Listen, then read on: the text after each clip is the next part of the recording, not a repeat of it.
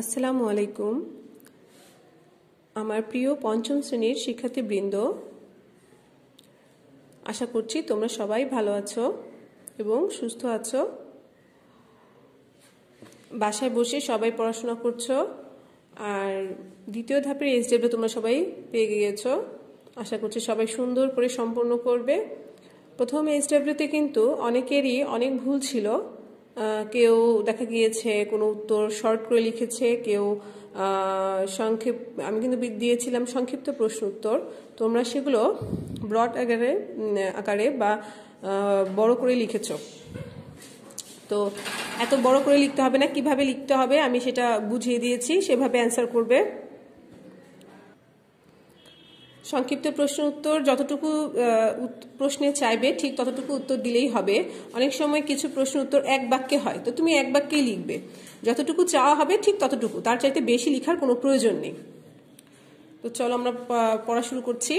আমরা গত ক্লাসে, আজকে আমাদের লেকচার নাম্বার 8, আজকে আমাদের 8 নাম্বার ক্লাস। গত ক্লাসে আমরা অধ্যায় 2 পড়েছিলাম। অধ্যায় 2 এর পার্ট 1 নিয়ে আলোচনা করেছিলাম, আর বলেছিলাম যে পরবর্তী ক্লাসে অধ্যায় 2 এর পার্ট 1 এর কাজগুলো নিয়ে আলোচনা করব। তাহলে আমি কাজগুলো নিয়ে আলোচনা করছি, সবাই একটু মনোযোগী হও। এখানে দেখো কত পৃষ্ঠা নাম্বার আছে, হচ্ছে এটা পৃষ্ঠা নাম্বার 15। কাজ দেখো, ইংরেজরা কেন ভারতে এসেছিল। ইংরেজরা ব্যবসা করতে ভারতে এসেছিল। বাংলার প্রতি, যেমন দেখো এই প্রশ্নটা কিন্তু আমি এক লাইনে উত্তর দিলাম, কারণ এটা এক লাইনেই উত্তর হবে। বাংলার প্রতি ইংরেজদের কেন আগ্রহ ছিল, এই যে এর উত্তর। বাংলা সম্পদের জন্য এই অঞ্চলের প্রতি ইংরেজদের আগ্রহ ছিল।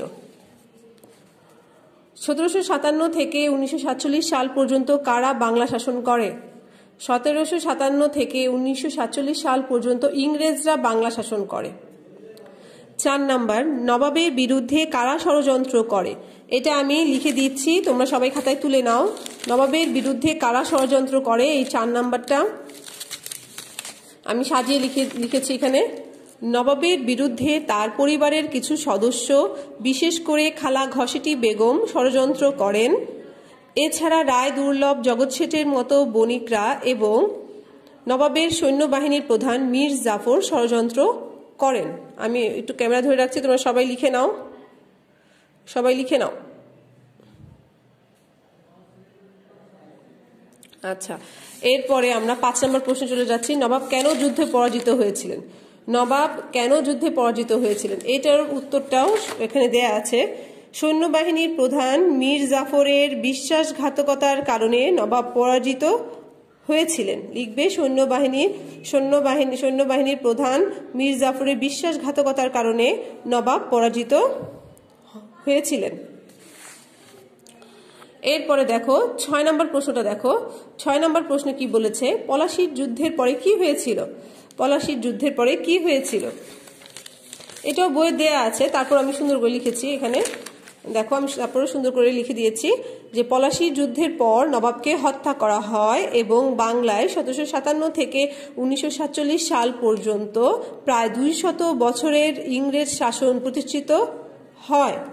আবারও বলছি, পলাশীর যুদ্ধের পরে কি হয়েছিল, তো তুমি লিখবে পলাশীর যুদ্ধের পর নবাবকে হত্যা করা হয় এবং বাংলায় 1757 থেকে 1947 সাল পর্যন্ত প্রায় 200 বছরের ইংরেজ শাসন প্রতিষ্ঠিত হয় বা হয়েছিল। যেহেতু প্রশ্ন হয়েছিল লেখা আছে, তাহলে আমরা উত্তরেও হয়েছিল লিখব।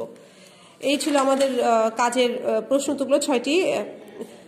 তারপরে দেখো এখানে খতে কি বলেছে, এখানে দেখো ইংরেজ বণিক, এখানে মাঝে নবাব, এখানে আছে ইংরেজ বণিক, এখানে আছে পরিবার, এখানে আছে এদেশীয় বণিক। এরা কি করেছিল, এরা নবাবের বিরুদ্ধে ষড়যন্ত্র করেছিল। নবাব 3টি পক্ষ থেকেই ষড়যন্ত্রের শিকার হয়েছিলেন। পাশের চিত্রে পক্ষগুলোর নাম উল্লেখ করা হলো, কোন পক্ষে কারা এবং কেন নবাবের বিরুদ্ধে ষড়যন্ত্র করেছিল তা লিখো। এটা দরকার নেই, তোমরা এগুলো পড়বে যে নবাবের বিরুদ্ধে কারা ষড়যন্ত্র করেছিল, ইংরেজ বণিক, এদেশীয় বণিক, পরিবার যদি বলি তাহলে হবে খালা ঘসেটি বেগম, এদেশীয় বণিক রায় দুর্লভ জগৎ শেঠ এবং ইংরেজ বণিক। গতে দেখো, এটা তোমরা সবাই দাগিয়ে নাও। মোগলরা বাংলাকে বলতো যে কোনো জাতির স্বর্গ। এটা ভালো মতো দাগিয়ে নাও। মোগলরা বাংলাকে বলতো যে কোনো জাতির স্বর্গ। মোগল আমলের বাংলার শাসকদের সম্পর্কে আরো তথ্য খুঁজে বের করো। এটা দরকার নেই, তোমরা এতটুকু খুব ভালো করে পড়বে। মোগলরা বাংলাকে কি বলতো? মোগলরা বাংলাকে কি বলতো? এরপরে দেখো টিক চিহ্নটা আছে, সবাই দেখো। পলাশীর যুদ্ধ কবে সংঘটিত হয়েছিল? এটার উত্তর তোমরা পারবে আশা করছি।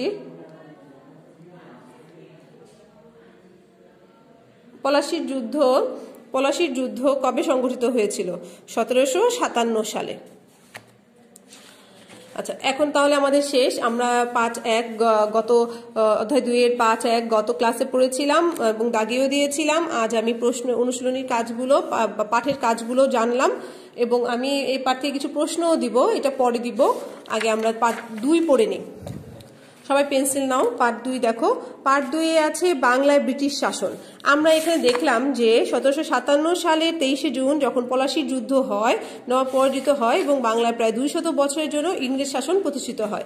এখন আমরা জানবো যে বাংলায় ব্রিটিশ শাসন বা ইংরেজ শাসন প্রতিষ্ঠিত হয়ে তারা কি কি কাজ করেছিল এবং সেই সম্পর্কে জানবো। 1757 থেকে 1857 সাল পর্যন্ত 100 বছর এদেশে ইস্ট ইন্ডিয়া কোম্পানির শাসন চলে, যা ইতিহাসে যা কোম্পানির শাসন নামে পরিচিত। এখানে দেখো, বাংলায় প্রায় 200 বছরের জন্য ইংরেজ শাসন প্রতিষ্ঠিত হয়েছিল। এর মধ্যে প্রথম 100 বছর ব্রিটিশদের ইস্ট ইন্ডিয়া কোম্পানি শাসন করেছিল এবং পরের 100 বছর ব্রিটিশ রানী এলিজাবেথ সরাসরি শাসন নিজের হাতে তুলে নিয়েছিল।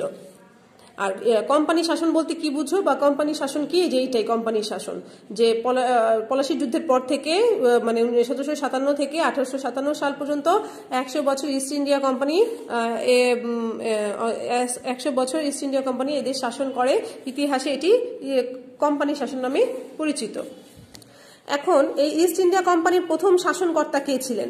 এই ইস্ট ইন্ডিয়া কোম্পানির প্রথম শাসনকর্তা ছিলেন রবার্ট ক্লাইভ।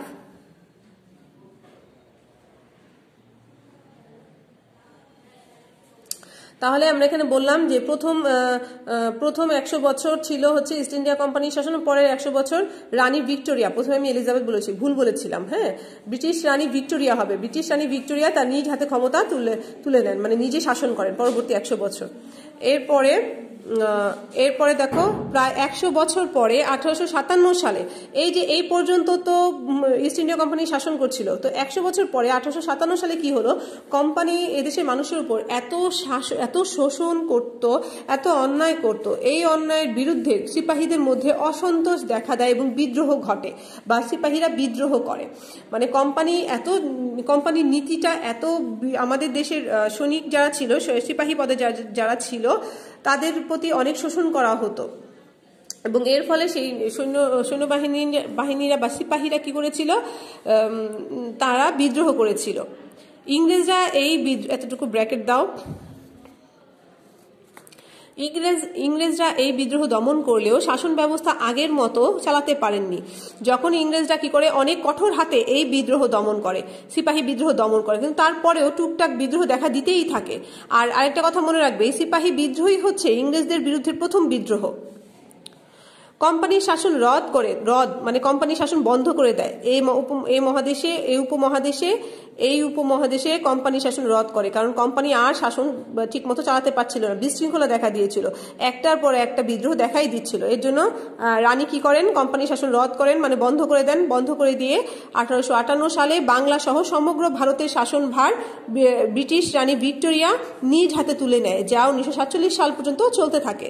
আর আমরা জানি 1947 সালে কি হয়? ব্রিটিশরা এই উপমহাদেশ ত্যাগ করে দুটি স্বাধীন রাষ্ট্রের জন্ম হয়। এরপর আমরা জানবো ব্রিটিশদের কিছু খারাপ দিক। ব্রিটিশদের কি কি শাসন, মানে ব্রিটিশদের শাসনে কি কি খারাপ দিক ছিল।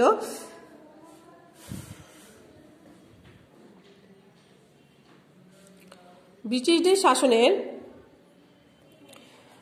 শাসনের খারাপ দিকগুলো দেখো। যে ভাগ করো শাসন করো নীতির ফলে এদেশের মানুষের মধ্যে জাতি ধর্ম বর্ণ এবং অঞ্চল ভেদে বিভেদ সৃষ্টি হয়। ভাগ করো শাসন করো অর্থাৎ তারা কি করছিল, বাংলা প্রদেশকে দুটি ভাগে ভাগ করে ফেলেছিল, আর এর ফলে মানুষের মধ্যে জাতি ধর্ম বর্ণতে বিভেদ সৃষ্টি হয়, বিশৃঙ্খলা দেখা দেয়। তারপর অনেক কারিগর বেকার ও অনেক কৃষক গরিব হয়ে যায় এবং বাংলায় দুর্ভিক্ষ দেখা দেয়। এই ভয়াবহ দুর্ভিক্ষ বাংলা 1176 সালে, যা ইংরেজি 1770 সালে হয়েছিল, যা 76-এর মরণোত্তর নামে পরিচিত। এটাও ব্র্যাকেট দাও, এটা সম্পূর্ণ মুখস্থ করতে হবে। অল্প সংখ্যক জমিদার অনেক জমির মালিক হন এবং বাংলায় সংখ্যাগরিষ্ঠ মানুষ গরিব হয়ে যায়। এই ছিল খারাপ দিক, কিন্তু ব্রিটিশ শাসনের কিছু ভালো দিকও আছে। ব্রিটিশরা এদেশে মানুষের সহযোগিতা পাওয়ার জন্য কিছু ভালো অবদানও রেখেছিল বা কিছু ভালো কাজও করেছিল, যার একটি হচ্ছে নতুন নতুন স্কুল, কলেজ, বিশ্ববিদ্যালয় ও ছাপাখানা প্রতিষ্ঠার ফলে শিক্ষা ব্যবস্থার উন্নতি হয়, সড়ক পথ ও রেলপথ উন্নয়ন এবং টেলিগ্রাফ প্রচলনের ফলে যোগাযোগ ব্যবস্থার বিশেষ উন্নতি হয়। শিক্ষা ও যোগাযোগ ব্যবস্থার উন্নয়নের ফলে 19 শতকে বাংলায় নবজাগরণ ঘটে। তাহলে বাংলায় নবজাগরণ ঘটে কবে? 19 শতকে। এবং কিসের জন্য বাংলায় নবজাগরণ ঘটে? শিক্ষা ও যোগাযোগ ব্যবস্থার উন্নয়নের ফলে। অর্থাৎ ব্রিটিশ রানী যখন শাসনভার নিজ হাতে তুলে নেয়, তখন এদেশের মানুষের সহযোগিতার জন্য বা এদেশের মানুষকে ইতিবাচক নিজেদের ভালো দিকগুলো প্রচার করার জন্য তারা কি করে, তারা বেশ কিছু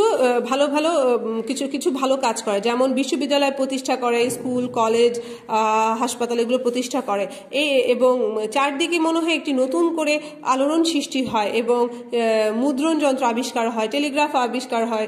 এইভাবে এই চারদিকে নতুন একটি আলোড়নের সৃষ্টি হয়, আর এইটাকে বলা হয় নবজাগরণ। এই পরিস্থিতিকে বলা হয় নবজাগরণ। এই সময় সামাজিক সংস্কার সহ শিক্ষা, সাহিত্য, জ্ঞান, বিজ্ঞানের ব্যাপক প্রসার ঘটে। এবার দেখো, এখানে আমরা একটা ছবি দেখতে পাচ্ছি। এটা হচ্ছে কলকাতায় প্রতিষ্ঠিত হিন্দু কলেজ। এটা পড়বে কত সালে প্রতিষ্ঠিত হয়েছিল? 1816 সালে। আচ্ছা, এখানে আমি তোমাদের বেশ কিছু লাইন দাগিয়ে দিয়েছি এবং ব্র্যাকেট দিয়েছি, এগুলো তোমরা সবাই দাগিয়ে নাও। এখন আমি কাজে চলে যাচ্ছি। দেখো পৃষ্ঠা নম্বর 17। 17তে কি আছে? ক, বাংলার ইতিহাসে এই ব্যক্তিদের ভূমিকা শিক্ষকের সহায়তায় আলোচনা করো। মীর জাফর, মীর কাসিম, রবার্ট ক্লাইভ, রাজা রামমোহন রায়। ভূমিকা মানেই আবার বুঝো না যে ভালো দিক না, ভূমিকা মানে হচ্ছে তার ভালো ভূমিকা ছিল না খারাপ ভূমিকা ছিল। যেমন মীর জাফর, যদি আমি বলি যে মীর জাফর সম্পর্কে যদি আমরা বলি, তাহলে আমি বলবো যে মীর জাফরের পুরো নাম ছিল মীর জাফর আলী খান। তার জন্ম হয়েছিল 1691 সালে এবং মৃত্যু 5 ফেব্রুয়ারি 1765 সালে। ইংরেজ প্রভাবিত বাংলার একজন নবাব। তার শাসনামলে ভারতীয় কোম্পানির শাসন প্রতিষ্ঠার শুরু এবং সমগ্র উপমহাদেশে ব্রিটিশ সাম্রাজ্য বিস্তারের ইতিহাসে একটি গুরুত্বপূর্ণ ধাপ। নবাব সিরাজউদ্দৌলা নদিয়ার পলাশীর কাছে যুদ্ধে পরাজিত নিহত হন। মীর জাফর ছিলেন উক্ত যুদ্ধের প্রধান সেনাপতি। তার অধীনে সৈন্যবাহিনীর যুদ্ধে অংশগ্রহণ না করায় নবাবকে পরাজয় বরণ করতে হয়। মীর কাসিম, আমি এগুলো তাদের ভূমিকাগুলো বলে দিচ্ছি, কিন্তু এটা বেশি ইম্পর্টেন্ট কিছু না, ঠিক আছে? এটা বেশি ইম্পর্টেন্ট না, মানে গুরুত্বপূর্ণ নয়, তোমরা শুধু একটু শুনে রাখো, মানে জেনে রাখো। মীর কাসিম বাংলার নবাব ছিলেন 1760 থেকে 1763 সাল পর্যন্ত। তিনি বাংলা থেকে ইংরেজদের বিতাড়িত করতে সচেষ্ট ছিলেন এবং এজন্য 1764 সালে বক্সারের যুদ্ধে তিনি ইংরেজদের বিরুদ্ধে মোগল বাদশাহ দ্বিতীয় শাহ আলমের সাথে যোগ দেন। কিন্তু এ যুদ্ধের ফলাফল ছিল অত্যন্ত শোচনীয়, মানে অত্যন্ত খারাপ। মীর কাসিম বক্সারের যুদ্ধে পরাজয় বরণ করেন এবং ফলস্বরূপ বাংলায় কোম্পানির একচেটিয়া শাসন প্রতিষ্ঠিত হয়। আর রবার্ট ক্লাইভের ভূমিকা ছিল যে রবার্ট ক্লাইভ ছিল ইস্ট ইন্ডিয়া কোম্পানির প্রথম শাসনকর্তা, আর বক্সারের যুদ্ধের পর তিনি বাংলা, বিহার ও উড়িষ্যার শাসন প্রতিষ্ঠা করেন। প্রায় 300 মিলিয়ন মানুষ ক্লাইভের শাসনাধীনে ছিল এবং তাদের কাছ থেকে তিনি বছরের প্রায় 4 মিলিয়ন পাউন্ড রাজস্ব আদায় করতেন। তিনি ভারতে বেশ কিছু প্রশাসনিক ও সামরিক সংস্কার করেন। রবার্ট ক্লাইভ 1766 সালে ভারত ত্যাগ করেন। রাজা রামমোহন রায়ের কথা আমরা জানি যে উনি সতীদাহ প্রথা মানে বিলোপ করেছিলেন। বাংলার নবজাগরণে তার ভূমিকা অত্যন্ত গুরুত্বপূর্ণ ছিল। যে বাংলার নবজাগরণের অন্যতম অগ্রদূত ছিলেন রাজা রামমোহন রায়। তিনি ছিলেন ব্রাহ্মণ সমাজের একজন গুরুত্বপূর্ণ ব্যক্তিত্ব। রাজা রামমোহন রায় তখনকার সামাজিক, শিক্ষা ও ধর্মীয় সংস্কারে তাৎপর্যপূর্ণ ভূমিকা রেখেছিলেন। পাশাপাশি তিনি ছিলেন একজন রাজনৈতিক ব্যক্তিত্ব এবং ভারত থেকে ব্রিটিশদের রাজস্ব পাচারের বিরোধী। এই ছিল এদের ভূমিকা। এরপর আমরা খতে যাচ্ছি। ব্রিটিশদের ভাগ করো শাসন করো নীতির ফলে কি হয়েছিল? এই যে উত্তর, এক লাইনে সংক্ষিপ্ত প্রশ্ন। এরপর এখানে দেখো 4 জন আমার ছবি দেখতে পাচ্ছি যে এই 4 জন বাংলার নবজাগরণের গুরুত্বপূর্ণ ভূমিকা রেখেছিলেন। তাদের প্রত্যেকের অবদান সম্পর্কে তথ্য খুঁজে বের করো। রাজা রামমোহন রায়, এইমাত্র আমি বললাম। ঈশ্বরচন্দ্র বিদ্যাসাগর, উনি কিন্তু বিধবা বিবাহ প্রচলন করেছিল। নবাব আব্দুল লতিফ অনেক হিন্দু কলেজ প্রতিষ্ঠা করেছিল এবং সৈয়দ আমির আলী, তিনিও ছিলেন একজন সমাজ সংস্কারক। আচ্ছা, এদের ভূমিকা আমি একটু বলে দিচ্ছি, তোমরা ইচ্ছে করলে খাতায় লিখতে পারো বা জেনে রাখো। রাজা রামমোহন রায়ের অক্লান্ত প্রচেষ্টার ফলে 1829 সালে লর্ড বেন্টিং সতীদাহ প্রথা রহিত করেন, মানে সতীদাহ প্রথা বন্ধ করেন। তিনি প্রথম ধর্মীয় সামাজিক সংস্কার আন্দোলনের প্রেক্ষিতে ব্রাহ্ম সমাজ প্রতিষ্ঠা করেন। আর ঈশ্বরচন্দ্র বিদ্যাসাগর ছিলেন একজন সমাজ সংস্কারক। তিনি বাংলা বর্ণমালাকে সহজতর করে তুলেছিলেন। আধুনিক বাংলা গদ্যের যাত্রা শুরু হয় তার হাত ধরে। ঈশ্বরচন্দ্র বিদ্যাসাগর ভারতে বিধবা বিবাহ ও বহুবিবাহ আইন প্রচলনের অন্যতম পুরোধা, মানে তিনি এটি প্রচলন করেছিলেন। নবাব আব্দুল লতিফ কলকাতার অন্যতম সমাজ সংস্কারক হিসেবে তিনি হিন্দুদের সাথে মুসলমান শিক্ষার্থীদের শিক্ষাদানের উদ্দেশ্যে হিন্দু কলেজকে প্রেসিডেন্সি কলেজে পরিণত করার ক্ষেত্রে তিনি গুরুত্বপূর্ণ ভূমিকা রাখেন। সমাজ সংস্কারে অসাধারণ অবদানের জন্য ব্রিটিশ সরকার 1880 সালে তাকে নবাব উপাধি দেয়। সৈয়দ আমির আলী ছিলেন একজন সমাজ সংস্কারক। তিনি কলকাতা বিশ্ববিদ্যালয় থেকে আইন বিষয়ে স্নাতক ডিগ্রি লাভ করেন। মুসলমানদের মধ্যে একই সাথে শিক্ষা ও রাজনীতি প্রসারের উদ্দেশ্যে গড়ে ওঠা সর্বভারতীয় মুসলিম লীগের প্রতিষ্ঠাতা সদস্য তিনি। ব্রিটেনেও আইন বিষয়ে কাজ করেছেন তিনি। সৈয়দ আমির আলী 1910 সালে ব্রিটেনের প্রথম মসজিদ নির্মাণ করেন। দেখো কত সুন্দর একটি আমরা তথ্য পেলাম যে সৈয়দ আমির আলী 1910 সালে ব্রিটেনে প্রথম মসজিদ নির্মাণ করেন। আচ্ছা, এরপর দেখো ঘ, উপযুক্ত শব্দ দিয়ে শূন্যস্থান পূরণ করো। ইস্ট ইন্ডিয়া কোম্পানি বাংলাকে এত সাল থেকে এত সাল পর্যন্ত বছর শাসন করেন। কি হবে? ইস্ট ইন্ডিয়া কোম্পানি 1757 সাল থেকে 1857 সাল পর্যন্ত, তাই না? আমরা তো এখানে পড়েছিলাম, তারপরও আমি লিখে দিচ্ছি 1757 সাল থেকে 1857 সাল পর্যন্ত। প্রায় কত বছর? প্রায় 100 বছর। আচ্ছা, এবার আমি তোমাদেরকে পার্ট 1 যে পড়েছিলাম অধ্যায় 2 এর পার্ট 1 এবং পার্ট 2 থেকে কিছু প্রশ্ন বলে দিচ্ছি। প্রশ্নগুলো তোমরা খাতায় তুলে নাও এবং এগুলো খুব ভালো মতো পড়ে ফেলবে। পার্ট 1 থেকে যে প্রশ্নগুলো ছিল, বাংলাদেশের স্বাধীন নবাব কে ছিলেন? ব্রিটিশ ইস্ট ইন্ডিয়া কোম্পানি গঠিত হয় কেন? পলাশীর যুদ্ধ কখন সংঘটিত হয়েছিল? মোগলরা বাংলাকে কি বলতো? এই প্রত্যেকটা প্রশ্ন উত্তর বইয়ে দাগিয়ে দিয়েছি। পার্ট 2, কোম্পানি শাসন বলতে কি বুঝো? 76-এর মননোত্তর কি বা বলতে কি বুঝো? বাংলায় নবজাগরণ ঘটে কেন? ভাগ করো শাসন করো নীতির ফলে কি হয়েছিল? 1857 সালে সিপাহী বিদ্রোহ সংঘটিত হয়েছিল কেন? ব্রিটিশ শাসনের দুটি ভালো ও খারাপ দিক সম্পর্কে লিখো। এখানে আমি তোমাদেরকে একটা প্রশ্ন উত্তর না বলে দিলেই নয়, সেটা হচ্ছে 76-এর মননোত্তর। এখানে দেখো আমি যে ব্র্যাকেট দিয়েছি প্রত্যেকটা কিন্তু প্রশ্নের উত্তর। এখানে দেখো এই যে উত্তর, 76-এর মননোত্তর বলতে কি বুঝো? এখানে তোমরা শুধু লিখে নিবে ব্রিটিশদের শোষণের ফলে, ব্রিটিশদের শোষণ ও অত্যাচারের ফলে, হ্যাঁ, ব্রিটিশদের শোষণ, এখানে লিখবা শোষণ ও অত্যাচারের ফলে,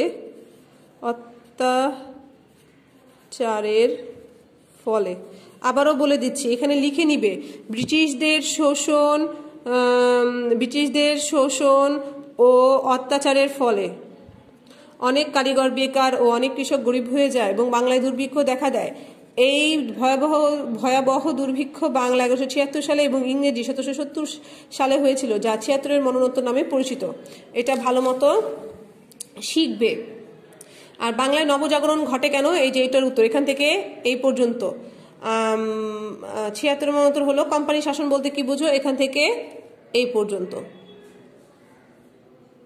আর 1857 সালে সিপাহী বিদ্রোহ সংগঠিত হয়েছিল কেন, এখান থেকে এই পর্যন্ত। আর পার্ট 1-এর একটা প্রশ্ন ছিল, ব্রিটিশ ইস্ট ইন্ডিয়া কোম্পানি গঠিত হয় কেন, এটা হচ্ছে এখান থেকে এই পর্যন্ত। ব্রিটিশ ইস্ট ইন্ডিয়া কোম্পানি প্রতিষ্ঠিত হয় কেন বা গঠিত হয় কেন, এখান থেকে এই পর্যন্ত। আজ এই পর্যন্তই ছিল প্রিয় শিক্ষার্থীবৃন্দ। সবাই এই ছোট প্রশ্নগুলো ভালো মতো পড়ে ফেলবে। ছোট প্রশ্নগুলো পড়ার আগে অবশ্যই তোমরা পাঁচটা ভালো মতো জানবে, তা না হলে কিন্তু তোমরা শূন্যস্থান পারবে না, মিলকরণ পারবে না। কেমন, আগে পাঁচ ভালো মতো পড়বে, 10 বার রিডিং পড়বে, তারপরে তোমরা সংক্ষিপ্ত প্রশ্ন উত্তরগুলো মুখস্থ করবে। আচ্ছা, তো ভালো থাকবে সবাই। আল্লাহ হাফেজ, আসসালামু আলাইকুম।